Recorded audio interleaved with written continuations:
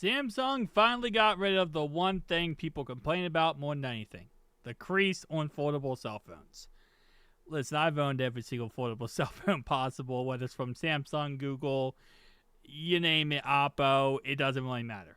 I never have an issue with creases in these foldable phones. I still understand why people have an issue with it. Used to be kind of a problem back like with the Z Fold 5, just because the calibration was off when you clicked on areas where the crease was. But for the most part, it's really not even an issue. I mean, yes, if you're in the correct sunlight, you can see it. But for the most part, if you're inside your house, you're not going to see the crease. It's not really that big of a deal. But nonetheless, though, Samsung has done it, as you can see from this image right here. Now, this is kind of the typical whenever a foldable phone comes out. Before it starts getting used and actually like folded a million times and stuff like that, a lot of times they do look perfect. They do look like there's no issue at all, and wow, there's no crease. After you fold it 100,000 times, there's going to probably be a crease.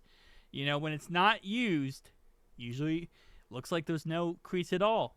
Once it gets utilized, there's probably going to be a crease. That's kind of how it works. Yeah. This is what my Oppo Find N6 looks like after roughly 200 folds. Yeah, there's going to be a crease eventually. There will be. It's just a matter of time. But this is still cool that right now, I guess, this is like the most least creasable foldable cell phone possible, which is a huge W, you know? So, if you really care about the crease, this is a huge W for the Z Fold 8, which, to be honest, should be one of the best foldable cell phones out there, period. And hopefully it does actually, live up to expectations.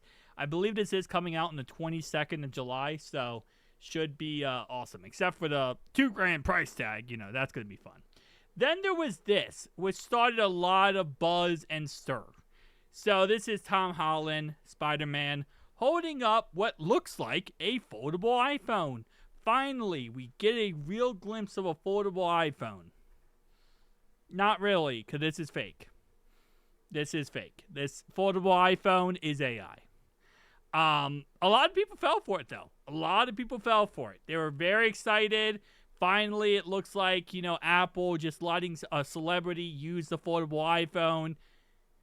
I mean, when you look at it, when you really look at it and not just face value, I mean, look at the back to the front ratio. I mean, bruh, the back panel is like 1.75 times the front panel. Like, the front panel is a lot skinnier. If this were to close right now, this phone, it would literally be hanging, like, there would be a part of the screen that isn't even covered. Like, it just wouldn't make logical sense. But a lot of people fell for it. And, yeah, it's kind of funny, to be honest, because, listen, I fall for things like this all the time. And, it's because you get excited, you get happy, you get extra because you're like, finally, we get actually some information about a foldable iPhone. Yeah, but that's just simply how it is nowadays. The internet is full of AI, and this is AI. So, 6x4, if this were to close, this would not be covering this whole entire area. But, hey, it is what it is, man. So, tell me down below your thoughts and opinions, guys. Make sure to like and subscribe button if you are indeed new.